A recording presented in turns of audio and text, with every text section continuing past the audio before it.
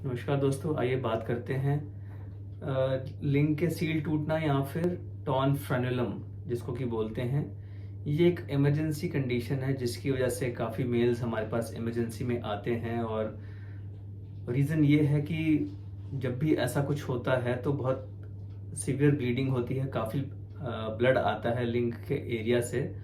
तो वो उस टाइम पैनिक होकर इमरजेंसी में आते हैं और उनको मालूम नहीं होता कि ब्लड कहाँ से आया है, ये क्या हुआ और इसका क्या सॉल्यूशन है, क्या इसकी वजह से कुछ परमानेंट डैमेज हो गया है, क्या अंदर गहरी चोट आ गई है, या फिर इसकी वजह से आगे सेक्स में प्रॉब्लम आएगी कि नहीं आएगी। तो आइए इसके बारे में डिस्कस करते हैं। जो मेल्स अनसर्कमसाइज हैं, जिनकी सर्कमसिजन नहीं हुई है, तो आगे का जो लूज स्किन है जिसको कि फोर स्किन कहते हैं, लिंग का जो फोर स्किन होता है वो लिंग के नीचे के सरफेस से, नीचे के हिस्से से एक बारीक जो है एक स्किन का टैग होता है, उससे जुड़ा होता है। उसको मेडिकल भाषा में फ्रेनुलम कहते हैं, या फिर कुछ लोग उसको बैंजो स्ट्रिंग भी कहते हैं, लिंग की सील कहते हैं। और अगर ये कुछ लोगों में बाय बर्थ अगर ये टाइट है, या फिर कुछ ऐसी कंडीशंस हैं जैसे कि लॉन्ग स्टैंडिंग डायबिटिक्स हैं जिसके कि अंदर वहाँ की जो स्किन है वहाँ चेंजेस आ गए हैं कुछ, और कई लोगों को बाय बर्थ से जो है फ्रेनुलम जो है टाइट है, तो उसमें अगर कई बार सेक्सुअल एक्टिविटी के दौरान अगर विगरस सेक्सुअल एक्टिविटी है और ल्यूब्रिकेशन नहीं है, तो कई बार उसके अंदर कट आ जाता है, वहाँ टीयर हो जाता है। वो एरिया जो है वहाँ से कट उखड़ जाता है, जिसकी वजह से वहाँ काफ़ी ब्लीडिंग होती है। वहाँ पे एक ब्लड वेसल होती है, खून की नली होती है जिसको कि फ्रेनुलम आर्टरी कहते हैं, उसकी वजह से वहाँ काफ़ी सीवियर ब्लीडिंग होती है। तो अगर ऐसा हो गया है तो क्या करें? सबसे पहले तो इमरजेंसी में अगर आप जैसे आप घर पे हैं अगर, तो थंब और इंडेक्स फिंगर, जो पहली फिंगर है और थंब है, उसके बीच में जहाँ से ब्लीडिंग पॉइंट है वहाँ पे, और उसके बीच में 5 मिनट तक घड़ी दे करके 5 मिनट के लिए उसको दबा के रखें। आमतौर पर इससे ब्लीडिंग बंद हो जाएगी। बार बार उसको हटा के देखने की कोशिश ना करें कि ब्लड अभी भी आ रहा है कि नहीं। 5 मिनट तक उसको दबाना ज़रूरी है। उसके बाद आप इमरजेंसी में जा सकते हैं।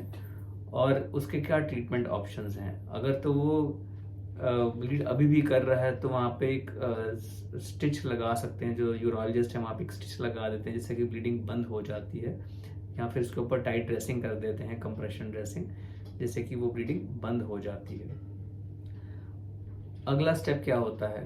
जब वो ब्लीडिंग बंद हो जाएगी फिर हम उसका प्लान कर सकते हैं। एक तो यही होता है कि उसकी हम फ्रेनुलोप्लास्टी कर सकते हैं। वो अक्सर जो कट लगता है वो एक वो इर्रेगुलर कट होता है, जो वहाँ स्किन है वो इर्रेगुलर होती है। जब वो हील करेगा तो कभी कभी ऐसा होता है कि वो एक स्कार के साथ हील करेगा। आपको सेक्स करने के टाइम पे वो चुभन हो सकती है, या फिर वो जो टीयर है, जो कट लग गया है, वो पूरा अगर तरीके से खुला नहीं है, सील लगी अभी तक खुली नहीं है ढंग से, तो वो आगे भी आपको सेक्सुअल एक्टिविटी में परेशान कर सकता है।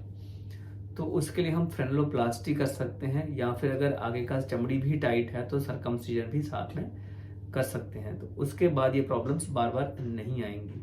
कई बार लोग इमरजेंसी में नहीं आते हैं, ब्लीडिंग बंद हो जाता है ऑटोमेटिकली, कुछ दिन के बाद आते हैं। तो क्या उसके बाद कुछ करने की ज़रूरत है? डिपेंड करता है कि वहाँ स्कार कैसा है, वहाँ हीलिंग कैसी हुई है, टीयर कितना हुआ है, आगे की चमड़ी टाइट है कि नहीं है। इन कंडीशंस के ऊपर डिपेंड करते हुए ये डिसीजन लेते हैं कि फ्रेनुलोप्लास्टी किया जाए, सरकमसिजन किया जाए, या कुछ भी नहीं किया जाए। हीलिंग जो है नॉर्मली 1 महीना लग जाता है हील होने में।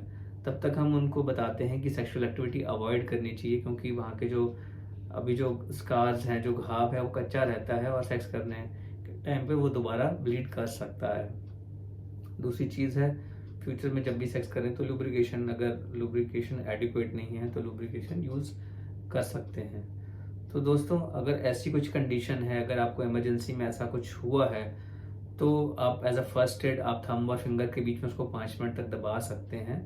आप उसके बाद आप नियरेस्ट जो हॉस्पिटल है वहाँ पे आप जा सकते हैं, जिसके बाद इसका इलाज संभव है। और ये कुछ ऐसी कंडीशन नहीं है कि ये ट्रीटेबल नहीं है, इसकी वजह से कुछ लॉन्ग टर्म साइड इफ़ेक्ट्स नहीं होते हैं, इसकी वजह से इरेक्शंस में प्रॉब्लम नहीं आती हैं, कोई परमानेंट डैमेज भी नहीं होता है। दोस्तों, मैं डॉक्टर अमन गुप्ता, यूरोलॉजिस्ट और male sexual health expert, Fortis hospital, Vasant Kunj, नई दिल्ली में।